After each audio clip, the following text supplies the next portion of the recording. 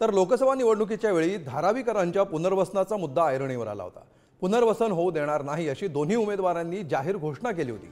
मात्र आता लोकसभा निवडणुकीनंतर धारावीकरांच्या पुनर्वसनासाठी मुलुंड जकात नाका आणि डम्पिंग ग्राउंडची जागा राज्य सरकारला देण्याची संमती पालिका प्रशासनाने दर्शवली। त्यामुळे या प्रकल्पावरनं पुन्हा वादंग माजण्याची शक्यता निर्माण झाली।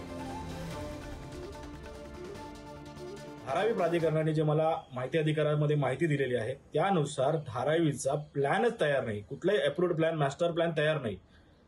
मग जर मास्टर प्लॅन तयार नसताना, तुमच्याकडे योजनाच तयार नसताना मुंबईमध्ये एवढ्या मोठ्या प्रमाणामध्ये जागांचा तुम्हाला गरजच काय? याचाच अर्थ हा भारताच्या इतिहासामधला सर्वात मोठा लँड घोटाळा आहे, हेच माझं मत आहे।